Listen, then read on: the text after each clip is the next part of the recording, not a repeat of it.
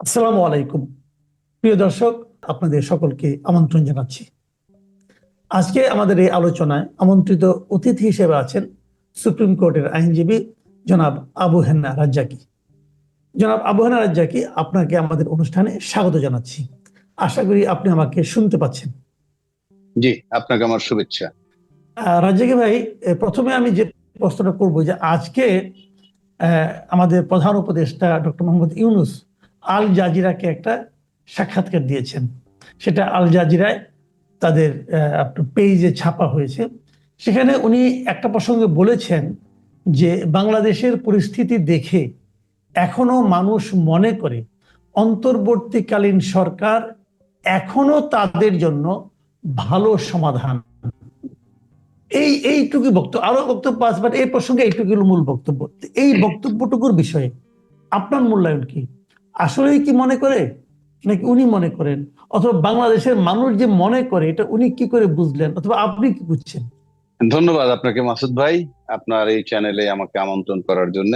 শুনেন, আপনি যদি একটা গদের কথা বলেন, ট্রেডিশনাল কথা বলেন, তাহলে আমরা অতীতে কি শুনছি? যখন যিনি ক্ষমতায় থাকেন, যে জনগণ তাদেরকে বারবার ভোট দিয়ে নির্বাচন করে, অর্থাৎ যে যখন ক্ষমতায় থাকেন সে তখন যোগ্য ব্যক্তি। এখন আমি কোন সরকারের কাছ থেকে এ পর্যন্ত শুনি নাই যে তিনি অযোগ্য। এবং অতীতে ভোটগুলা কোন প্রক্রিয়া হয়েছে আমরা সেটা জানি, তারপরেও কিন্তু সেটা জনগণ ভোট দিচ্ছে। আর জনগণ একটা ভেগ টার্ম সবাই ব্যবহার করে। যেমন দলগুলা, রাজনৈতিক দলগুলাও বলে জনগণ চায়। আসলে রাজনৈতিক দলগুলোর বলা উচিত যে আমাদের দলের সাথে সম্পৃক্ত যে জনগণ, তাদের মত এইটা। কারণ 100 ভাগ জনগণ তো তার নয়। সেই হিসাব করে যদি বলে, সবাই বলা উচিত এভাবে। পাশাপাশি আপনি যখন ইউনূস সাহেবকে আনেন, এই মুহূর্তে অন্তর্বর্তীকালীন সরকার উনি, এখন অন্তর্বর্তীকালীন সরকার উনি, এবং সে কারণে উনি ওনার সরকারে আসুন, উনি কি বলবেন যে আমরা খারাপ সরকার? এটা বলবেন না। যদি ওইভাবে আমি চিন্তা করতে যাই, কেন বলবেন? বলাটা তো যৌক্তিক না। আমি খুব লজিক্যালি যদি বলি, তারপর যদি আপনি আসেন, যেই অবস্থার পরিপ্রেক্ষিতে তাকে বসানো হয়েছে, ঠিক সেই অবস্থাটার সাথে যদি আপনি তুলনা করেন, তাইলে ওই মুহূর্তে আমাদের কাছে বেস্ট সরকার হিসেবে ওনার আবির্ভাব হয়েছে বলে আমরা রাইট। মনে করি। এটা কোনো সন্দেহ নাই। এবং এটা একটা বড় বিজয় ওই মুহূর্তে। আর আমার কাছে মনে হয় ওই মুহূর্তে এরাও অনেকে একটু একটু দ্বিধাদ্বন্দ্বে ছিল, যার জন্য মানে কি করবে না করবে, একেবারে অস্থির অবস্থার মধ্যে দায়িত্বটা নিছেন, এবং তাদেরকে সবাই মিলে আমরা বসাইছি। সেই হিসাবে ওই সময় যে বসছে, তাতে কোনো সন্দেহ নাই যে সবাই তাদেরকে একসেপ্ট করছে, নাম্বার ওয়ান। নাম্বার টু, ওনার সম্পর্কে কথা আছে, কেউ চায় 5 বছর রাখতে, কেউ চায় আজীবন থাকুক, এরকম একটা কথা আছে। কিন্তু প্রশ্ন হচ্ছে, এখন পর্যন্ত সরকারি ভাবে কিন্তু কেউ বলে নাই, কিংবা যারা বলতেছে যে 5 বছর রাখুক বা 5 বছর থাকুক, এটার ইম্প্যাক্ট খুব বেশি হচ্ছে। যারা বলছে তারা, যেমন আপনি বলেন না, ফর এক্সাম্পল, আমি বলি না, এবং অনেকেই যারা দায়িত্বশীল টকশো করে তারাও বলে না। কিন্তু যারা বিচ্ছিন্ন ভাবে বলে, তাদের একটা ইম্প্যাক্ট হয়, কিন্তু কথাটা খুব এফেক্ট হয়, মানে সাইকোলজিক্যাল এফেক্টটা হচ্ছে। কিন্তু যারা চায় না, দ্রুত নির্বাচন চায়, হ্যাঁ, এবং ইনি নির্বাচিত সরকার না, ইনি মানে অন্তর্বর্তীকালীন সরকার, নির্বাচিত সরকার না, ওনার চলে যেতে হবে নির্বাচন দিয়ে, উনি ক্ষমতায় থাকার ষড়যন্ত্র করে, এটার কিন্তু ইম্প্যাক্ট ততটা হয় না। এটা দিয়ে আপনি একটু জাজমেন্ট নিতে পারেন সাইকোলজিক্যালি, যে এনভায়রনমেন্ট, অর্থাৎ ওই কথাটার ইম্প্যাক্ট যখন বেশি হয়, তখন মনে হয় যে ওইদিকে বোধহয় তার পাল্লাটা একটু ভারী, যে জনগণ চায়। আপনি এইভাবে যদি নেন, এটা হলো কথার প্রভাবের উপরে বলি। কারণ তাকে চায় না, এরকম কিন্তু দায়িত্বশীল বড় বড় দলও আছে, তারা বলছে নির্বাচন দিয়ে চলে যাওয়া উচিত। কিন্তু 5 বছর থাকা উচিত যারা বলে, তারা বিচ্ছিন্ন ভাবে বলে, কিন্তু কোথায় যেন একটু ফোর্স পায় কথাটা। এর আলোকে যদি বলেন, বলতে পারেন। আচ্ছা, মানে তাহলে ওনার না, আমার কথা হলো যে উনি নিজেকে যে বললেন একটা ইন্টারন্যাশনাল মিডিয়াতে, এতে কি এমন একটা ধারণা পাওয়া যায় যে ওনার দীর্ঘ সময় ক্ষমতায় থাকার একটা আকাঙ্ক্ষা কাজ করছে ওনার মধ্যে? না, আপনি ব্যক্তিগতভাবে যদি আমাকে প্রশ্ন করেন, আমি বলবো যে এটা ওনার আকাঙ্ক্ষা নাই। মানে ব্যক্তি ইউনূসের কথা বলছি। কিন্তু তার এই যে মন্ত্রী পরিষদ আছে, তার ভিতরে কেউ কেউ থাকলে থাকতেও পারে, একটা গ্রুপের থাকার ইচ্ছা করলেও থাকতে পারে, এবং সেই থাকা থেকে তা মানে তাকে রাখার চিন্তা করতে পারে। কারণ হচ্ছে, কারণ ভাই যত কথাই বলেন, একটা জায়গায় বসলে তার যে একটা স্বাদ, আপনার গাড়িতে ফ্লাগ পুতপুত করে, কত কিছু একটা যে ব্যাপার, এটা হতে পারে। কিন্তু ইউনূস সাহেবের বেলা আমি কেন বলি, আমি ব্যক্তিগতভাবে আমি বিশ্বাস করি না, সোজা বাংলা যদি বলেন কেন। ইউনূস সাহেব তার জীবনে যে ব্যক্তিগতভাবে যে অর্জনটা, সেই অর্জনটা কিন্তু বাংলাদেশের নামের রাষ্ট্রটা তাকে কোনোভাবে দেয়নি, তাকে কেউ ইনফ্লুয়েন্স করেনি, তার নিজের ইয়েতে হয়েছে। এবং রাষ্ট্রীয়ভাবে যদি আসি আমরা, তাকে আমরা সুদখোর অপবাদ দিয়েছি। রাষ্ট্রীয়ভাবে আমরা বলছি যে একটা ব্যাংকের এত বছর বয়সে থাকতে পারেন না কেউ, ব্যাংকের দায়িত্বে থাকতে পারেন না, অথচ 80-81 বছর বয়সের মেয়র আমরা নিয়োগ দিয়েছি। এইগুলো আমাদের আছে। সেই হিসাবে যদি আপনি বলেন যে, বরং আমি মনে করি ইউনূস সাহেব বাংলাদেশের দায়িত্ব নিয়ে বিশ্ববাজারে তার সম্মান বাড়ছে কিনা আমার জানা নাই, তবে অনেক জায়গায় কমছে, সেটাও আমার কাছে মনে হয়। কেন বলছি, ইউনূস সাহেবকে প্রতিবেশী দেশের 7 মাস লাগছে তার দেখা করতে, এবং 7 মাস দেখা করতে লাগার মানে হচ্ছে এই যে তাকে গুরুত্ব দেয়নি। অথচ এমন নয় যে তাকে চেনে না। প্রতিবেশী দেশ কিন্তু 2015 সালে তাকে বোম্বেতে স্বর্ণপদক দিয়েছে, এবং তখন যিনি প্রধানমন্ত্রী ছিলেন, আজকেও তিনি প্রধানমন্ত্রী, কিন্তু তার সাথে দেখা করতে তার 7 মাস সময় লাগছে। এবং ইউনূস সাহেবের যে অবস্থান, বিশ্ববাজার যেখানে যায় যেভাবে কোলাকুলি করে, তাতে এটা খুব অপমানজনক যে 7 মাস তার দেখা করতে হয়েছে। কিন্তু 7 মাস পরে কিন্তু উনি দেখা করে ছেড়েছেন, এটাও আছে কাউন্টারটা। অর্থাৎ আমি দেখা করার জন্য ডিটারমাইন্ড ছিলাম, সুতরাং এই যে দেখা হয়েছে অবশেষে, সেটাই কিন্তু এক ধরনের বিজয়। আর যদি মনে করেন 7 মাসে অপেক্ষা করছে, অপমানিত বোধ করছেন, অপমান করছে তাকে বা অপমানিত হয়েছেন, তাহলে আমি ধরে নিব যে বাংলাদেশের স্বার্থে জনগণ তাকে বসাইছে, সেই কারণে সেই অপমানটা মেনে নিয়েছেন। এবং সেই অপমান সে কতটুকু ছাড় দিবেন, সেটার জন্য আমার কাছে মনে হয় উনি জুন 2026 পর্যন্ত সর্বোচ্চ টাইম নিছেন, যে এই দেশের স্বার্থে আমি কাজ করতে আসছি, আমাকে জনগণ নিয়োগ দিছে, সেটার জন্য জুন পর্যন্ত আমি থাকলে, ওই পর্যন্ত আমার মান যতখানি যায় অতখানি আমি ছাড় দিব, কিন্তু এরপরে আমি আর মান ছাড় দিব না। সে কারণে আমি বলছি যে আমার কাছে মনে হয় না ব্যক্তি ইউনূস সাহেবের থাকার অভিলাষ আছে। জি, আমি এখন এই দ্বিতীয় যে প্রসঙ্গটা আনতে চাচ্ছি, সেটাও ওই আল জাজিরাকে দেওয়া ডক্টর ইউনূসের সাক্ষাৎকার থেকেই। সেখানে ডক্টর ইউনূসকে প্রশ্ন করা হয়েছিল যে আগামী নির্বাচনে আওয়ামী লীগকে অংশগ্রহণের অনুমতি দেওয়া হবে কিনা। এ প্রসঙ্গে ডক্টর ইউনূস যে জবাবটা দিয়েছেন, এই জবাবটা আপনাকে আমি বলি। জবাবটা আমার কাছে একটু অস্পষ্ট মনে হয়েছে, আমি জানি না আপনি কিভাবে এটা মূল্যায়ন করবেন। উনি বলেছেন যে এই প্রশ্নের জবাবের একটি অংশ আওয়ামী লীগকেই নির্ধারণ করতে হবে। দলটিকে আগে নিজেই সিদ্ধান্ত নিতে হবে যে তারা নির্বাচনে যোগ দেবে কি না। তারা এখনো কিছু ঘোষণা করেনি। তাছাড়া নির্বাচনের সময় নির্বাচন কমিশন কি প্রতিক্রিয়া দেয়, সেটা সহ অন্যান্য বিষয় রয়েছে বলেও তিনি উল্লেখ করেন।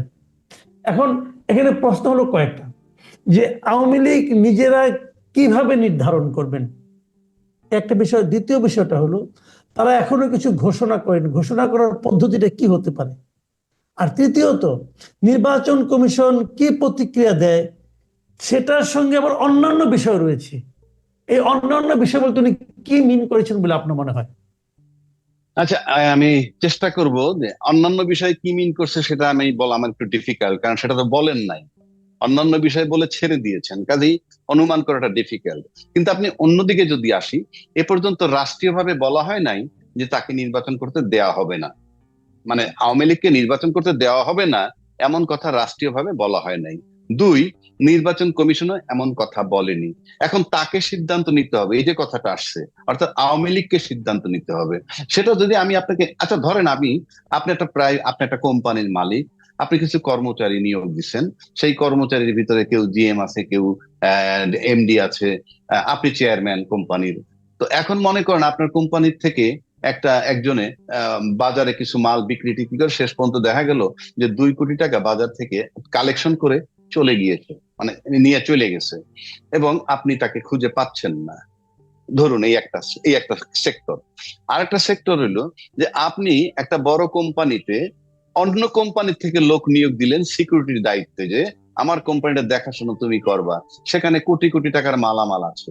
তো ওই সিকিউরিটি যাদেরকে দেওয়া হয়েছে অন্য একটা কোম্পানি থেকে আনছেন, তারা তাদের যে লোকগুলো যে সিকিউরিটি, তারা এক সময় চিন্তা করলো, প্ল্যান করলো তাদের ভিতরে এই যে কোটি কোটি টাকার সম্পত্তি এগুলো তারা চুরি করে ফেলবে। এখন বাদ সাধলো কোম্পানির আরো কিছু লোক, আপনার কর্মচারী আরো যারা আছে, তাদের 5-7 জনকে হত্যা করে মালামাল গুলা লুট করে নিয়ে গেল। এখন বলেন, সেই লোকটা যে শুধু টাকা চুরি করে গেছে, সে কি নিজের থেকে এসে আপনার কাছে আবার বলতে পারবে যে স্যার কিছু টাকা চুরি করেছেন, টাকাগুলো নেন, আমাকে চাকরিতে পুনরায় নিয়োগ দেন? পারবে বলতে? পারবে না। আচ্ছা, যে কোম্পানি আপনাকে লোক দিছিল, তার সেই কোম্পানি এসে যদি আপনাকে বলে যে আমার সিকিউরিটি গার্ড দিছিলাম 4 জন, তারা কিছু মালামাল নিয়েছেন, 5-7 জন লোকও হত্যা করছে, আচ্ছা তারা চলে পালিয়ে গেছে, আপনি তাদেরকে পুনর্বহাল করেন? আর যদি নাই করেন একান্তই, আমি তো আমার একটা গুডউইল আছে, আমি আপনার চোরাই মালামাল ফেরত দিব, আর যারা মারা গেছে তাদের জন্য কিন্তু কম্পেনসেট করব, এবং এদেরকে বিচারের মুখোমুখি করব যারা অপরাধটা করছে। কিন্তু আমার কোম্পানির অন্য লোক আপনাকে দেই, তাদেরকে নিয়োগ দেন, তাহলে আমার কোম্পানির গুডউইলটা থাকে। তাইলে একটা চিন্তা করা যেতে পারে। তো বিষয়টা হচ্ছে এরকম, যে বাংলাদেশটাকে যেটা কোম্পানি ধরেন, তাকে কিন্তু আমরা জনগণ মালিক, এবং চাকরি দিয়েছিলাম আওয়ামী লীগ সরকারকে। এবং আওয়ামী লীগ সরকার যাওয়ার সময় হাজার হাজার লোক হত্যা করলো, ব্যাংক লুটপাট করে নিয়ে গেল, টাকা টোকা নিয়ে পালায় গেল। এখন আপনি বলেন যে সে নিজে এসে কি অ্যাপ্রোচ করতে পারবে?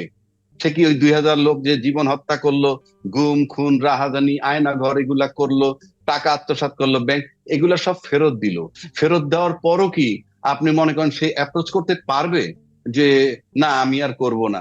এটা পারে অ্যাপ্রোচ করতে আওয়ামী লীগ। কিভাবে? এই ইউনূস সরকারের সাথে বলবে যে যারা অপরাধী তাদের বিচার করা হোক, এবং আওয়ামী লীগ সরকারকে বলা হোক, পতিত সরকারকে টাকাগুলা ফেরত আনুক, এবং যাদের জীবন গেছে, আহত হয়েছে, হাত পা চোখ কান নাক গলা গেছে, তাদেরকে কিভাবে কম্পেনসেট করবে। আমার দেশের পাহারাদার সার্বভৌমত্ব রক্ষাকারী 57 জন অফিসারকে যারা হত্যা করেছে, আমার দেশের পাহারাদারকে, সুতরাং কিভাবে কম্পেনসেট করবে? এইগুলো যদি কম্পেনসেট করতে পারে আর তারা শাস্তি মেনে নেয়, তাহলে আওয়ামী লীগের অপর অংশ বলতে পারে যে হ্যাঁ আমরা নির্বাচনে অংশ নেব, আমরা অংশগ্রহণ করতে চাই। এখানে একটা কথা, সব ঠিক আছে, আপনি চমৎকার উদাহরণ দিয়ে আমাদেরকে বোঝালেন, কিন্তু আমার এখানে একটা কথা, সেই জিনিসটা হলো যারা অপরাধ করেছে তাদের শাস্তির কথা বললেন, কিন্তু যারা অপরাধ করেনি তারাও তো আওয়ামী লীগ করে। তারা যদি মনে করে যে আমরা তো অপরাধ করিনি, তাহলে আমাদের দোষটা কি? অপরাধটা করেছে আওয়ামী লীগের ব্যানারে থাকা সরকার। পুরো আওয়ামী লীগ তো জন্য, আওয়ামী লীগকে তো এদের আপনি নির্বাচন থেকে বঞ্চিত রাখতে পারেন না। যদি এমন প্রশ্ন কেউ করে, তাহলে সেটা কি নৈতিকতার বিচারে টিকবে না? রাইট। আপনি এখন আসেন, আমি তো লয়ার মানুষ, আর আপনি লয়ার না হইলেও অনেক কিছু বোঝেন। সেটা হইলো এই যে অনেক সময় মামলার এই এই ধারায় অপরাধ করছে, তার সাথে 109 এবং 34 যোগ করে। তার মানে কি, এই অপরাধ যাদের নাম আছে তার সাথে আরো যারা করছে, এটা 34 ধারা বা 109 দিয়ে বুঝায়। তো প্রশ্ন হচ্ছে, আওয়ামী লীগের যারা অপরাধী, তারা তো দীর্ঘ 16 বছর দেশে বসে অপরাধ করছে, দেশের বাইরে বসে করেনি। তখন আপনি আওয়ামী লীগের কোন লোকরে চেনেন, খুব ঘনিষ্ঠ বন্ধু আপনার, এমন কাকে পাইছেন যে টকশোতে এসে বলছে যে আওয়ামী লীগ এই এই অপরাধ গুলা করতেছে, আওয়ামী লীগ আয়নাগর বানাইছে, এই অপরাধটা সে করতেছে, যে সিনহা হত্যা, মেজর সিনহাকে হত্যা করছে ক্রস ফায়ারে, এটা অন্যায় হয়েছে, এরকম একটা লোক আপনি পাইছেন? তার মানে কি সবাই সমর্থন করছে আওয়ামী লীগের তখনকার 16 বছরের যে অ্যাক্টিভিটিস আওয়ামী লীগ যারা করতো সবাই সমর্থন করছে, কিন্তু এর মানে এই না আমি সবাইকে দোষী বলছি। কিন্তু প্রশ্ন হচ্ছে, এটা তো একটা বিচারের ব্যাপার, ট্রায়ালের ব্যাপার, ওই বিচারের মধ্যেই চলে আসবে কারা কারা অপরাধী, কারা কারা অপরাধীর সাথে সহযোগিতা করছে। এর বাইরে যারা থাকবে, ন্যাচারালি তাদের ব্যাপারে কোনো কমপ্লেন থাকবে না। কিন্তু আমি ব্যক্তিগতভাবে, আপনিও টকশো করছেন, আমিও টকশো করছি, এবং আপনার সাথে উল্টা দিকে আওয়ামী লীগের লোক ছিল। আপনি জিন্দিগিতে শুনছেন কেউ এসে বলছে যে আমাদের সরকার এই যে আয়না ঘরে ইয়েরে আটকে রাখছে, কি বলে যে ব্রিগেডিয়ার আজমি এটা অপরাধ, মেজর সিনাকে হত্যা করছে, এটা খুব অন্যায় হয়েছে, ক্রস ফায়ার বলছে? বলেনি। সুতরাং total Awami League was supported by the Awami people. সুতরাং আপনি ইন জেনারেল বলতে পারবেন না কারা নির্দোষ কারা দোষী নয়।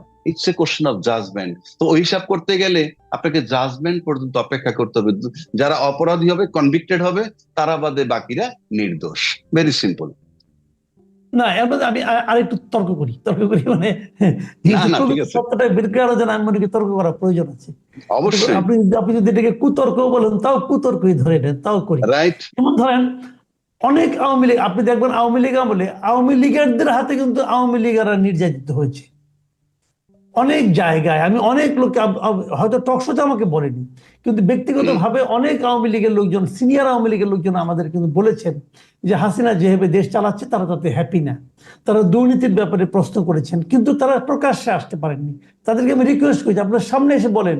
ভাই সামনে এসে আমি কি বলবো, আমি কার বিরুদ্ধে বলবো? তখন লোকে তো আমাকে থুতু দিবে, এবং আমার তো সেই ভয়েসটা নাই, কারণ আমি তো সেই ক্ষমতায় নাই।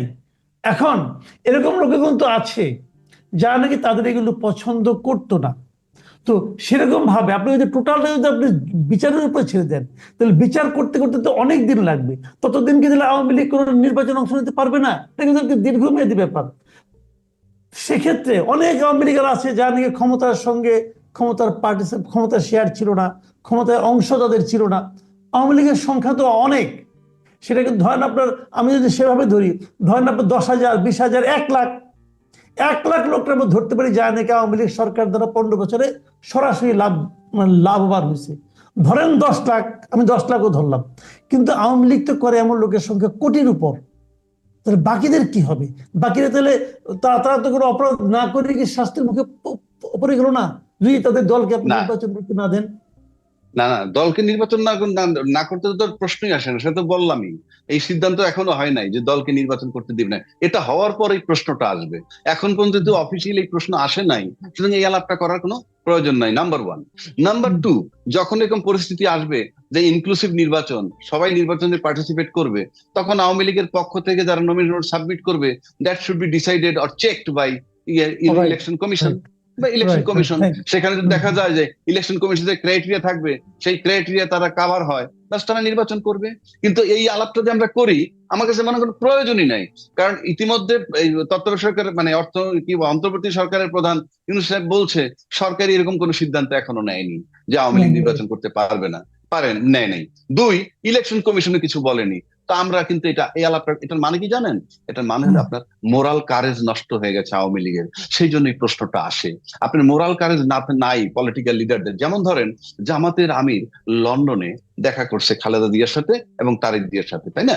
আপনি স্ট্রেইট বলবেন ইয়েস, আমি সেখানে গিয়েছিলাম দেখা করতে। কেন?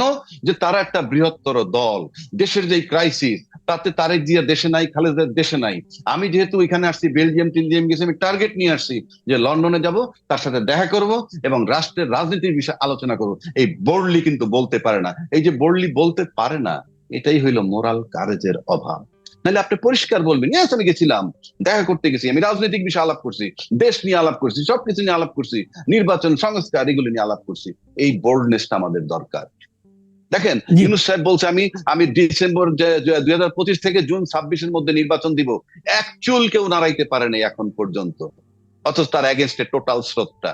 আমি তাকে তার পূজা করতেছি না, আমি বলতেছি ডিটারমিনেশন, যে yes what ever I have told it is final. এরকম কমিটমেন্ট ওলা লোক আমাদের দরকার। এর মানেই না ইউনূস সাহেব অনন্তকাল থাকুক। দেশ, দিন শেষে আমি একটা গণতান্ত্রিক চেতনার মানুষ, আমি ইলেকশন চাই।